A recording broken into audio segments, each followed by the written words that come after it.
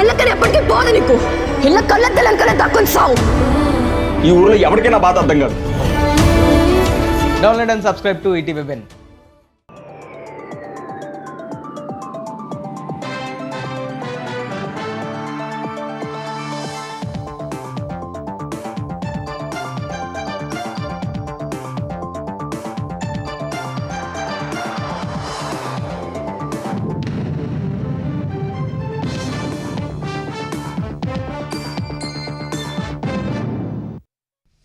నమస్కారం, ఈటీవీ న్యూస్కు స్వాగతం. ముందుగా ముఖ్యాంశాలు.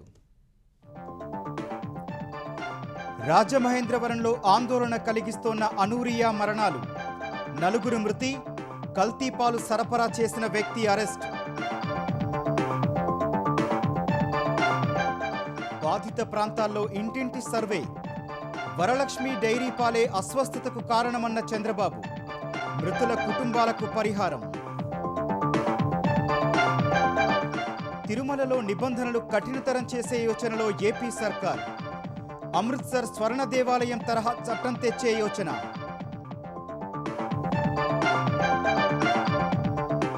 సుదీర్ఘంగా సాగుతున్న తెలంగాణ మంత్రివర్గ భేటీ. అసెంబ్లీ సమావేశాల నిర్వహణ, రైతు భరోసా పంపిణీ, జనగణనపై చర్చ.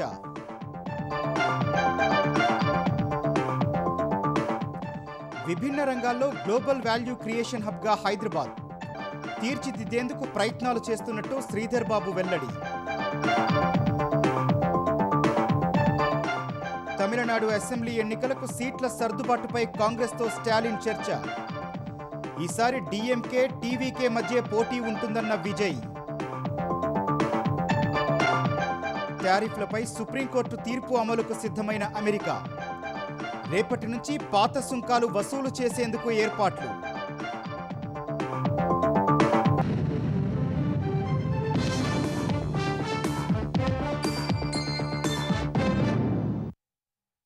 రాజమహేంద్రవరంలో అనూరియా మరణాలు తీవ్ర ఆందోళన కలిగిస్తున్నాయి. ఇప్పటి వరకు 4 మృతి చెందినట్లు అధికారులు ప్రకటించారు. వరుస మరణాలతో అప్రమత్తమైన అధికారులు ఇంటింటి సర్వే నిర్వహిస్తున్నారు. రక్త నమూనాలు సేకరించి పరీక్షిస్తున్నారు. ఆయా నమూనాల పరీక్షల ఫలితాలు వచ్చాకే కలుషిత పాల వల్లే ఆరోగ్య సమస్యలు తలెత్తాయా లేక మరో కారణమా అనే అంశంపై స్పష్టత వస్తుందని అధికారులు తెలిపారు. రాజమహేంద్రవరం చౌడేశ్వరి నగర్ పరిసర ప్రాంతాల్లో ఈ నెల 15 నుంచి వాంతులు, మూత్ర విసర్జన కాకపోవటం, పొట్ట ఉబ్బటం తదితర సమస్యలతో ఒక్కొక్కరుగా పలువురు ఆస్పత్రిలో చేరారు. ఒకే కుటుంబానికి చెందిన 4 అనారోగ్యానికి గురవగా వారు నిన్న అధికారులకు సమాచారమిచ్చారు. ఆస్పత్రిలో పాలైన బాధితులందరికీ ఒకే వ్యక్తి పాలు విక్రయిస్తుండగా అక్కడే కల్తీ జరిగి ఉండొచ్చని వైద్యాధికారులు, బాధితులు పోలీసులకు తెలిపారు. ఆస్పత్రిలో చేరిన వారిలో తాడి కృష్ణవేణి, తాడి రమణి, రాధాకృష్ణమూర్తి, శేషగిరిరావు మరణించారు. తాడి కృష్ణవేణి, తాడి రమణి వాంతులు, మూత్ర సమస్యలతో ఈ నెల 20న కాకినాడ ప్రభుత్వ ఆస్పత్రిలో చేరారు. వారికి వైద్యులు డయాలసిస్ చేసినప్పటికీ పరిస్థితి విషమించి మృతి చెందినట్లు వైద్యులు తెలిపారు. అనేక మంది బాధితులు వివిధ ఆస్పత్రుల్లో చికిత్స పొందుతుండగా కలుషిత పాలు తాగి అస్వస్థతకు గురై బాధితులు ఆస్పత్రుల్లో చేరినట్లు ఆరోపణలు వెల్లువెత్తాయి. ఈ మేరకు అప్రమత్తమైన అధికార యంత్రాంగం బాధితుల నివాస ప్రాంతాల్లో పాలు, నీరు, ఇతర నమూనాలు సేకరించి పరీక్షిస్తున్నారు. వైద్యారోగ్య శాఖ అధికారులు క్షేత్రస్థాయిలో వైద్య శిబిరాలు ఏర్పాటు చేశారు. ఇంటింటా సర్వే చేపట్టి రక్త నమూనాలు సేకరిస్తున్నారు. ఇప్పటి వరకు సర్వే చేసిన ఇళ్లల్లోని వారంతా ఆరోగ్యంగా ఉన్నారని తూర్పుగోదావరి కలెక్టర్ చేకూరి కీర్తి తెలిపారు. కిడ్నీ సమస్యలకు సంబంధించి ఎలాంటి లక్షణాలున్నా చికిత్స అందిస్తున్నామని చెప్పారు. పాల సేకరణ జరుగుతోన్న 42 మంది రైతులకు చెందిన పశువులు, వాటి ఆహారం నమూనాలు సేకరించామని తెలిపారు. 2-3 రోజుల్లో ఆయా నివేదికలు వస్తాయని వెల్లడించారు. డిఫరెంట్ హాస్పిటల్స్లో 12 మంది వరకు మన రాజమండ్రి అర్బన్ హాస్పిటల్స్లో ఈ అక్యూట్ రీనల్ ఫెయిల్యూర్తో సఫర్ అవుతూ ఉన్నారు. కొంతమంది డయాలసిస్లో ఉన్నారు. అందరికీ కూడా ఎలివేటెడ్ రీనల్ లెవెల్స్ ఉన్నాయి. వీళ్ళందరికీ కూడా మనం కామన్ లింక్ చూస్తే there is 1 milk vendor who supplying milk to all this families. 106 ఫ్యామిలీస్కి పాలు ఇవ్వడం జరిగింది. ఆయన పాలు సప్లై చేయడం జరిగింది. వాళ్ళందరికీ కూడా బ్లడ్ శాంపిల్స్ తీస్తున్నాము. ఇంటింటి సర్వే ప్రకారము ఎవరికైతే ఆయన పాలు సప్లై చేశారో ప్రిలిమినరీ రిజల్ట్ ఇప్పుడు వరకు అందరూ కూడా సేఫ్గానే ఉన్నారు. సో ఎవ్రీడే సర్వేలెన్స్ మనము ఈ ఫ్యామిలీస్ మీద చేపడుతూ ఉంటాము. So that sudden onset of any symptoms వచ్చినా సరే వెంటనే మనము ఎర్లీ ఇంటర్వెన్షన్ తీసుకుని we will be able to save life. పాలు సరఫరా చేస్తున్న వ్యక్తిని అదుపులోకి తీసుకుని విచారిస్తున్నట్లు ఎస్పీ నరసింహ కిషోర్ తెలిపారు. అనధికారికంగా నడుపుతున్న అతడి డైరీని సీజ్ చేశామన్నారు. శివరాత్రి 16వ తారీఖు మార్నింగ్ ఈ consumers they reported that milk is కొంచెం చేదుగా ఉందని. సో దెన్ నెక్స్ట్ 2 days అయిన తర్వాత మళ్ళీ నార్మల్ గా కొంతమందికి పెట్టాడు. తర్వాత నుంచి మెడికల్ అడ్మిషన్ స్టార్ట్ అయినాయి. As of now is not confessing anything. మనం ఇంటరాగేట్ చేస్తున్నాం, ఎగ్జామినేషన్ చేస్తున్నాం. సో దీనికి సంబంధించి ఆయన హౌస్ ని కానీ లేకపోతే ఆయనకు ఉండే చిన్న అనాథరైజ్డ్ డైరీ మెయింటైన్ చేసే రూమ్ ని కానీ మనం కంప్లీట్ గా సీజ్ చేశాము. ఈ ఫోరెన్సిక్ సంబంధించి పంపించాల్సిన మెటీరియల్ సీజ్ చేశాము. కిడ్నీ సంబంధిత సమస్యలతో 12 కేసులు నమోదైనట్లు డీఎంహెచ్ఓ వెంకటేశ్వరరావు తెలిపారు. కొత్త కేసులేమీ నమోదు కాలేదని, ప్రజలు సంయమనం పాటించాలని విజ్ఞప్తి చేశారు. వైద్యారోగ్య కుటుంబ సంక్షేమ కమిషనర్ వీరపాండ్యన్ రాజమహేంద్రవరంలో పర్యటించి పరిస్థితిని పరిశీలించారు. ప్రైవేటు ఆస్పత్రుల్లో చికిత్స పొందుతున్న 12 మందికి ఖర్చులు ప్రభుత్వమే భరిస్తుందని తెలిపారు. అటు ఈ మరణాలపై జిల్లా కలెక్టర్, ఎస్పీ, సంబంధిత అధికారులతో ముఖ్యమంత్రి చంద్రబాబు సమీక్షించారు. చౌడేశ్వరి నగర్ ప్రజలు అనారోగ్యం పాలవడం, పలువురు మరణించిన ఘటనపై వివరాలను అడిగి తెలుసుకున్నారు. ప్రస్తుతం బాధితులకు అందుతోన్న వైద్య సాయాన్ని అధికారులు సీఎంకు వివరించారు. బాధితులకు మెరుగైన సాయం అందించాలని ముఖ్యమంత్రి సూచించారు. ఫుడ్ సేఫ్టీ అధికారులు పాల నమూనాలను సేకరించి పరీక్షల కోసం ల్యాబ్కు పంపారని, క్షేత్రస్థాయిలో వైద్య శిబిరాలతో పాటు ర్యాపిడ్ టెస్ట్ మెడికల్ క్యాంపులు ఏర్పాటు చేశామని అధికారులు వివరించారు. పాల నమూనాల్లో ఫలితాల అనంతరం విక్రయదారులపై కఠిన చర్యలు తీసుకోవాలని సీఎం ఆదేశించారు. అనంతరం రాజమహేంద్రవరం ఘటనపై శాసనసభలో ప్రకటన చేసిన చంద్రబాబు మృతుల కుటుంబాలకు 10 లక్షల పరిహారం ఇస్తామని తెలిపారు. దోషులపైన కఠినమైన చర్య తీసుకుంటాం. మళ్ళా ఒకసారి విజ్ఞప్తి చేస్తున్న, రాష్ట్రంలో ఉండే ప్రతి ఒక్కరు కూడా కల్తీ చేయడం కానీ, అడల్ట్రేషన్ రావడం కానీ, ప్రజలకు ఇబ్బంది కలిగే విధంగా ఎవ్వరు ప్రవర్తించినా ఈ ప్రభుత్వం ఉదాసీనంగా ఉండదు. చాలా కఠినంగా ఉంటాం. ఎవరైతే చనిపోయారో ఆ నలుగురికి ఒక 10 లక్షల రూపాయల చొప్పున ఆర్థిక సహాయం చేస్తూ, అదే సమయంలో ఎవరైతే హాస్పిటల్లో ఉన్నారో వాళ్ళని పూర్తిగా రికవర్ అయ్యే వరకు వారికి ఎంత డబ్బులైనా ఖర్చు అయినా ఆ డబ్బులు కూడా ఖర్చు పెట్టి వారికి పూర్తిగా సహకరిస్తామని చెప్పి మరొకసారి తెలియజేసుకుంటూ, చనిపోయిన కుటుంబాల పట్ల నా ప్రగాఢ సానుభూతి తెలియజేసుకుంటూ సెలవు తీసుకున్నాను. సామాజిక సమానత్వ లక్ష్య సాధన కోసం కూటమి ప్రభుత్వం పనిచేస్తోందని ముఖ్యమంత్రి చంద్రబాబు అసెంబ్లీలో ఉద్ఘాటించారు. సంక్షేమ రంగానికి రాష్ట్ర బడ్జెట్లో కేటాయింపులకు శాసనసభ ఆమోదించింది. సాంఘిక సంక్షేమ శాఖకు 11,118 కోట్ల రూపాయలు ఆమోదించాలని మంత్రి డోలా బాలవీరాంజనేయ స్వామి సభ ముందు పెట్టారు. చరిత్రలో ఎన్నడూ లేని విధంగా 9,190 కోట్ల రూపాయలను గిరిజన సంక్షేమానికి కేటాయించామని మంత్రి గుమ్మడి సంధ్యారాణి చెప్పగా, బీసీ సంక్షేమ శాఖకు 34,350 కోట్ల కేటాయింపులను ఆమోదించాలని మంత్రి సవిత సభ్యులను కోరారు. మైనార్టీ వర్గాల కోసం 2,956 కోట్లు బడ్జెట్ కేటాయింపులు చేశామని మంత్రి ఎన్ఎండి ఫరూక్ సభకు వివరించగా, పౌర సరఫరాల శాఖకు సంబంధించి బడ్జెట్ డిమాండ్లను 3,821 కోట్లకు ఆమోదించాలని మంత్రి నాదెండ్ల మనోహర్ విజ్ఞప్తి చేశారు. ఈ సంక్షేమ బడ్జెట్ డిమాండ్లపై చర్చ సందర్భంగా మాట్లాడిన సీఎం, సూపర్ 6 పథకాలతో సంక్షేమాన్ని సూపర్ హిట్ చేశామన్నారు. స్వర్ణాంధ్ర విజన్ 2047లో భాగంగా తలసరి ఆదాయం 3 లక్షల నుంచి 54 లక్షలకు పెంచేందుకు చర్యలు తీసుకున్నట్లు సీఎం వివరించారు. P4 ద్వారా సమాజంలో ఆర్థిక అసమానతలు తగ్గుతాయని అన్నారు. ఈ ప్రభుత్వ విధానం దిశ సోషల్ ఈక్విటీ, సమాజంలో ఆర్థిక అసమానతలు తగ్గించే వ్యవస్థకి రాజకీయంగా జనాభా దామాషా ప్రకారం ప్రాతినిధ్యం ఇచ్చే విధంగా సోషల్ ఎంపవర్మెంట్ కూడా చేసే విధంగా ముందుకు పోతున్నాం. ఈరోజు ఎన్ని ఇబ్బందులున్నా సూపర్ 6 సూపర్ హిట్ చేసిన ఘనత ఎన్డీఏ ప్రభుత్వానికి. మొదటి చర్య మాత్రం, దీని తర్వాత అదర్ సంక్షేమ కార్యక్రమాలు. ఈరోజు దీంతోనే ఆకుండా మిగిలినటువంటి అన్ని వర్గాలకు అందరికి కూడా న్యాయం చేయడం కోసం అనేక ఇనిషియేటివ్స్ తీసుకున్నాం. అమృత్సర్ స్వర్ణ దేవాలయం తరహాలో తిరుమలలో చట్టాన్ని తీసుకొచ్చే ఆలోచనలో ఆంధ్రప్రదేశ్ సర్కారు ఉన్నట్లు తెలుస్తోంది. ప్రత్యేక చట్టం ద్వారా తప్పు చేసిన వారిపై క్రిమినల్ చర్యలు తీసుకునే అధికారం అమృత్సర్ స్వర్ణ దేవాలయానికి ఉండగా, అదే తరహా చట్టాన్ని టీటీడీలో తేవాలని ప్రభుత్వం భావిస్తోంది. ఈ మేరకు స్వర్ణ దేవాలయం చట్టాన్ని అధ్యయనం చేయాలని అధికారులకు ముఖ్యమంత్రి చంద్రబాబు ఆదేశాలిచ్చారు. అసెంబ్లీలోని తన ఛాంబర్లో మంత్రులతో సమావేశమైన చంద్రబాబు, అన్యమతస్థులకు డిక్లరేషన్ నిబంధనలను మరింత కఠినతరం చేయాలనే అంశంపై చర్చించారు. తిరుమల శ్రీవారి ప్రసాదం తయారీలో వాడే నెయ్యిలో రసాయనాల మిశ్రమంపై శాసనసభలో రేపు 4 గంటలు చర్చించాలని నిర్ణయించారు. ఈ మేరకు ప్రశ్నోత్తరాల తర్వాత 0 అవర్ రద్దు చేసి నెయ్యి కల్తీపై చర్చించనున్నారు. ఈ అంశంపై టీడీపీ, జనసేన, బీజేపీల నుంచి 10 మంది ఎమ్మెల్యేలతో మాట్లాడించాలని నిర్ణయించారు. ఈ చర్చలో ఉప ముఖ్యమంత్రి పవన్ కళ్యాణ్ కూడా పాల్గొనే అవకాశం ఉంది. తిరుమల కల్తీ నెయ్యి వ్యవహారంలో బాధ్యులపై చర్యలు తీసుకోవాలని సిట్ ఇచ్చిన నివేదికపై ఏపీ సర్కారు ఏకసభ్య కమిటీని వేయడాన్ని సవాల్ చేస్తూ దాఖలైన పిటిషన్ను సుప్రీంకోర్టు కొట్టేసింది. ఈ మేరకు సుబ్రహ్మణ్య స్వామి దాఖలు చేసిన పిటిషన్పై ఇవాళ కోర్టు ముందుకొచ్చింది. తిరుమల కల్తీ నెయ్యిపై సుప్రీంకోర్టు నియమించిన సిట్ను కాదని మరో కమిటీ ఏర్పాటు చేయడంపై సుబ్రహ్మణ్య స్వామి అభ్యంతరం వ్యక్తం చేశారు. ఈ పిటిషన్లో కేంద్రం, ఏపీ సర్కార్, సీఎం చంద్రబాబు, ఏకసభ్య కమిటీ, సిబిఐ, టీటీడీలను ప్రతివాదులుగా చేర్చారు. ఈ పిటిషన్పై జరిగిన విచారణలో రాజ్యాంగ పదవుల్లో ఉన్నవారు కల్తీ నెయ్యి వ్యవహారంపై మాట్లాడకుండా నిలువరించాలని కోరారు.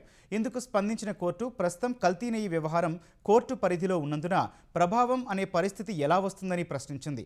రాష్ట్ర ప్రభుత్వం ప్రత్యేక కమిటీ ఏర్పాటు చేయడం ఓవర్లాపింగ్ కిందకు రాదన్న కోర్టు ఇది పరిపాలనాపరమైన లోపాలను గుర్తించడానికి మాత్రమేనని తెలిపింది. సుబ్రహ్మణ్య స్వామి పిటిషన్ను డిస్మిస్ చేసింది. ముఖ్యమంత్రి రేవంత్ రెడ్డి అధ్యక్షతన తెలంగాణ మంత్రివర్గ సమావేశం సుదీర్ఘంగా సాగుతోంది. అసెంబ్లీ బడ్జెట్ సమావేశాలు ఏర్పాటు, జెడ్పీటీసీ, ఎంపీటీసీ ఎన్నికలు, మెట్రో రైలు టేకోవర్ సహా పలు అంశాలపై సమాలోచనలు చేస్తున్నారు. హైదరాబాద్ మెట్రోను పూర్తిగా స్వాధీనం చేసుకోవాలని ఈ భేటీలో నిర్ణయం తీసుకున్నట్లు తెలుస్తోంది. మెట్రోను ఎల్ఎన్టీ నుంచి స్వాధీనం చేసుకోవాలని మంత్రివర్గం నిర్ణయించినట్లు సమాచారం. జనగణనకు తెలంగాణ ప్రభుత్వ ఏర్పాట్లపై భేటీలో చర్చ జరిగినట్లు తెలుస్తోంది. తొలి విడత ఇళ్ల గణన మే 11 నుంచి జూన్ 9 వరకు చేపడతామని సీఎస్ మంత్రివర్గానికి చెప్పినట్లు సమాచారం. ఇళ్ల గణనకు కేంద్రం నిర్దేశించిన 34 ప్రశ్నల నమూనా వివరించిన సీఎస్ ఎన్యూమరేటర్లు, నోడల్ ఆఫీసర్లు సహా 89,000 మంది జనగణనలో పాల్గొంటారని తెలిపారు. రెండో విడత జనగణన ప్రక్రియ 2027 ఫిబ్రవరిలో చేపడతారని సీఎస్ వెల్లడించినట్లు తెలుస్తోంది. వీటితో పాటు వచ్చే 3 నెలల పాటు తాగునీటి సరఫరా ప్రణాళిక, ఆరోగ్యం, విద్యకు సంబంధించిన అంశాలు, భూసేకరణ, భూముల కేటాయింపులు, ఉద్యోగాల భర్తీ, రైతు భరోసా నిధుల విడుదల, 5 సాగునీటి ప్రాజెక్టులకు సవరించిన అంచనాలు, ఉద్యోగుల ఆరోగ్య పథకం, యంగ్ ఇండియా స్కూళ్లకు భూముల కేటాయింపు, ధాన్యం సేకరణపైన కేబినెట్లో చర్చిస్తున్నట్లు తెలుస్తోంది. గౌరెల్లి ప్రాజెక్టు భూసేకరణ కోసం నిధులను జూన్ 2వ తేదీకి ముందే విడుదల చేస్తామని తెలంగాణ నీటిపారుదల శాఖ మంత్రి ఉత్తమ్ కుమార్ రెడ్డి తెలిపారు. ప్రాజెక్టు పనుల పురోగతిపై మంత్రులు ఉత్తమ్ కుమార్ రెడ్డి, పొన్నం ప్రభాకర్ సచివాలయంలో సమీక్ష నిర్వహించారు. గౌరెల్లి ప్రాజెక్టు ప్రభుత్వానికి ప్రాధాన్యత ప్రాజెక్టు అన్న ఉత్తమ్ కుమార్ అవాంతరాలను అధిగమించి త్వరితగతిన పూర్తి చేసేందుకు కట్టుబడి ఉన్నామని స్పష్టం చేశారు. అదనపు ఆయకట్టు కోసం జలాశయ సామర్థ్యాన్ని 1.41 టీఎంసీల నుంచి 8.23 టీఎంసీలకు పెంచి సవరించిన ప్రతిపాదనలు ప్రభుత్వం ముందు పెట్టినట్లు చెప్పారు. ప్రాజెక్టు కేసు మరో 2 రోజుల్లో విచారణకు రానున్నందున అవసరమైన వ్యూహంతో సిద్ధంగా ఉండాలని అడ్వకేట్ జనరల్ను ఉత్తమ్ ఆదేశించారు. భూ పరిహారం విషయంలో విధానపర నిర్ణయాలు న్యాయపరంగా తీసుకోవాలని మంత్రి పొన్నం ప్రభాకర్ ఉత్తమ్ను కోరారు. లీగల్ హర్డల్స్ ఎట్లా క్రాస్ చేయాలి, అదేవిధంగా ఆ ప్రాజెక్టులో ఎట్లా ముందుకు పోవాలి, ల్యాండ్ అక్విజిషన్ విషయంలో మరి ఏ విధంగా మనం ముందుకు పోవాలి. నేను స్పష్టంగా ఒక అష్యూరెన్స్ ఇచ్చిన, ల్యాండ్ అక్విజిషన్కి వెంటనే అమౌంట్ విడుదల చేస్తామని చెప్పి మంత్రి గారికి, అధికారులకు కూడా అష్యూరెన్స్ ఇవ్వడం జరిగింది. మరి న్యాయ చిక్కులు ఏ విధంగా అధిగమించాలని చెప్పి కూడా డిస్కస్ చేసినాం. సుప్రీంకోర్టులో కూడా మనం తప్పనిసరిగా మనం గెలుస్తాం, ఎన్వైరన్మెంట్ క్లియరెన్స్ వస్తుందనే నమ్మకం, విశ్వాసం నాకుంది. ఐటీ రంగంలోనే కాకుండా banking, life sciences, aerospace, fintech, deep tech సహా తదితర రంగాల్లోనూ హైదరాబాద్ను గ్లోబల్ వాల్యూ క్రియేషన్ హబ్గా తీర్చిదిద్దేందుకు ప్రభుత్వం చిత్తశుద్ధితో పనిచేస్తోందని తెలంగాణ ఐటీ శాఖ మంత్రి శ్రీధర్ అన్నారు. ఇందుకోసం పరిశ్రమల అవసరాలకు అనుగుణంగా యువతకు నైపుణ్య శిక్షణ ఇస్తున్నామన్నారు. ఫైనాన్షియల్ డిస్ట్రిక్ట్లో అంతర్జాతీయ బీమా సంస్థ హార్ట్ పోర్ట్ ఏర్పాటు చేసిన the heart port India technology సెంటర్ను మంత్రి ప్రారంభించారు. ఈ కేంద్రం ద్వారా ఏఐ, రిస్క్ ఇంటెలిజెన్స్తో కూడిన ఆధునిక బీమా రంగంలో హైదరాబాద్ బ్రాండ్ ఇమేజ్ మరింత పెరుగుతుందన్నారు.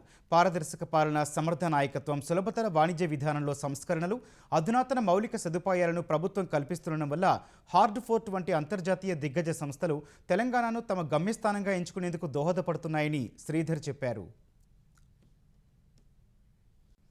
తమిళనాడు అసెంబ్లీ ఎన్నికల నేపథ్యంలో అధికార డీఎంకే మిత్రపక్షాలతో సీట్ల సర్దుబాటుపై చర్చలను ముమ్మరం చేసింది. కాంగ్రెస్ ప్రధాన కార్యదర్శి కేసీ వేణుగోపాల్తో సీఎం స్టాలిన్ అల్వార్పేటలోని నివాసంలో కలిశారు. 45 నిమిషాలు జరిగిన ఈ భేటీలో తాము పోటీ చేయాలనుకుంటోన్న సీట్ల వివరాలను వేణుగోపాల్ సీఎం స్టాలిన్కు చెప్పినట్టు తమిళనాడు పీసీసీ వర్గాలు తెలిపాయి. సీట్ల సర్దుబాటుపై కాంగ్రెస్ అగ్రనేత రాహుల్ గాంధీతో డీఎంకే నాయకురాలు కనిమొళి భేటీ తర్వాత ఈ సమావేశం జరిగింది. అధికారంలో వాటా కావాలని స్థానిక కాంగ్రెస్ నేతలు డిమాండ్ చేస్తుండగా తమిళనాడులో అది సాధ్యం కాదని సీఎం స్టాలిన్ తోసిపుచ్చారు. మరోవైపు డీఎంకేకు దీర్ఘకాలం మిత్రపక్షంగా ఉన్న ఐయుఎంఎల్ 5 స్థానాలు కోరగా 2 సీట్లు ఇచ్చేందుకు స్టాలిన్ అంగీకరించినట్లు ఆ పార్టీ వర్గాలు తెలిపాయి. తమిళనాడు అసెంబ్లీ ఎన్నికల్లో ప్రధాన పోరు డీఎంకే టీవీకే మధ్య ఉంటుందని టీవీకే అధినేత విజయ్ అన్నారు. వెల్లూరులో ర్యాలీ నిర్వహించిన ఆయన డీఎంకే సర్కారుపై విమర్శలు ఎక్కుపెట్టారు. ఎన్నికల్లో పోరు స్టాలిన్ విజయ్ మధ్య ఉంటుందన్నారు. తమిళనాడు ప్రజలు అవినీతి ప్రభుత్వం మధ్య ఎన్నికల యుద్ధం జరుగుతోందని పేర్కొన్నారు. కరూర్ తొక్కిసలాట ఘటనలో ప్రభుత్వం అంతా చేసి తనపై నెపం నెట్టిందని విజయ్ విమర్శించారు. తమిళనాడులో రాజకీయ నేతలంతా స్నేహితులేనని స్టాలిన్ అంటున్నారన్న విజయ్ డీఎంకేకు లంచాలు, అవినీతి, రాజకీయ ప్రయోజనాలే అసలైన స్నేహితులని ఎద్దేవా చేశారు. తమ పార్టీ అధికారంలోకి వస్తే ఎన్నికల హామీలన్నింటినీ అమలు చేస్తామని విజయ్ చెప్పారు. అధికారం చేపట్టిన తర్వాత ప్రతి గ్రామానికి వచ్చి ప్రజలందరినీ కలుస్తానని విజయ్ తెలిపారు. టీవీకే కార్యకర్తలను ఎవరూ కొనలేరన్న ఆయన విజిల్ గుర్తుకే ఓటు వేస్తారని పేర్కొన్నారు. తమిళనాడులో అసెంబ్లీ ఎన్నికలు సమీపిస్తోన్న వేళ రాష్ట్ర ఎన్నికల ప్రధానాధికారి అర్చనా పట్నాయక్ తుది ఓటరు జాబితాను విడుదల చేశారు. తమిళనాడులో మొత్తం 5,67,00,000 ఓటర్లు ఉన్నట్లు ఆమె తెలిపారు. వివిధ కేటగిరీల కింద 97,37,000 ఓట్లను తొలగించినట్లు ఆమె వెల్లడించారు. కొత్త ఓటర్లు 7,40,000 మంది చేరినట్టు ఎస్ఐఆర్ ప్రక్రియకు ముందు తమిళనాడులో 6,41,00,000 మంది ఓటర్ల పేర్లు ఉన్నట్లు వివరించారు. ఆంధ్రప్రదేశ్లో నీటి సంఘాల ఎన్నికల్లో పోటీ చేసేవారికి 2 పిల్లల నిబంధన ఎత్తివేయడం సహా జైళ్ల సంస్కరణలకు సంబంధించిన బిల్లులకు ఏపీ శాసనసభ ఆమోదం తెలిపింది. రైతుల నీటిపారుదల వ్యవస్థల యాజమాన్య చట్టం సవరణ బిల్లు 2026ను జలవనరుల శాఖ మంత్రి నిమ్మల రామానాయుడు శాసనసభలో ప్రవేశపెట్టారు. 1997 ఏపీ నీటిపారుదల వ్యవస్థల యాజమాన్య చట్టం ప్రకారం 2 పిల్లల కంటే ఎక్కువ మంది కలిగి ఉన్న వారిని చైర్మన్, వైస్ చైర్మన్ ఎన్నికకు అనర్హులుగా ప్రకటిస్తారు. ప్రస్తుతం తగ్గిన సంతాన ఉత్పత్తి రేటును దృష్టిలో పెట్టుకుని 1997 చట్టానికి సవరణలు చేస్తున్నట్లు మంత్రి తెలిపారు. సవరణల ప్రకారం 2 కంటే ఎక్కువ మంది పిల్లలు కలిగి ఉన్న చైర్మన్, వైస్ చైర్మన్ సభ్యులుగా పోటీ చేయడానికి అర్హులని స్పష్టం చేశారు. అటు జైళ్లు సంస్కరణల చట్టంలో సవరణలకు సంబంధించిన బిల్లును ఏపీ శాసనసభ ఆమోదించింది. హోంమంత్రి అనిత బిల్లును ప్రవేశపెట్టగా సభ ఆమోదం పొందింది. వివిధ నేరాల్లో జైలుకు వచ్చిన ఖైదీలను సంస్కరించి వారి ప్రవర్తనలో మార్పు తెచ్చేందుకు వీలుగా చట్టంలో మార్పులు చేసినట్లు హోంమంత్రి వెల్లడించారు. మహిళా ఖైదీల పిల్లల కోసం జైల్లో ప్రత్యేకంగా అంగన్వాడీ కేంద్రాలు ఏర్పాటు చేస్తామన్నారు. ఆంధ్రప్రదేశ్లో ఉగాది నాటికి జాబ్ క్యాలెండర్ విడుదల చేస్తామని విద్యాశాఖ మంత్రి నారా లోకేష్ అసెంబ్లీలో వెల్లడించారు. కేజీబీవీలో సిబ్బంది కొరత, జూనియర్ కాలేజీలో అధ్యాపకుల జీతభత్యాలపై సభ్యులు అడిగిన ప్రశ్నలకు సమాధానమిచ్చిన మంత్రి లోకేష్ జీతాలు పెంచాలంటే కేంద్రం కూడా బడ్జెట్ పెంచాల్సి ఉందన్నారు. ఈ విషయంపై ఇప్పటికే కేంద్రంతో మాట్లాడామని చెప్పారు. అటు ఉగాదికిచ్చే జాబ్ క్యాలెండర్లో ఉపాధ్యాయ పోస్టుల భర్తీకి సంబంధించిన డిఎస్సి పైన ప్రకటన ఉంటుందని లోకేష్ స్పష్టం చేశారు. గత సంవత్సరంలోనే 16,000 మంది ఉపాధ్యాయుల్ని మనం నియమిస్తాం జరిగింది. ఈ సంవత్సరం ఉగాది నాటికి మెగా జాబ్ క్యాలెండర్ ఇవ్వాలన్న లక్ష్యంతో మేము అందరం పనిచేస్తున్నాం.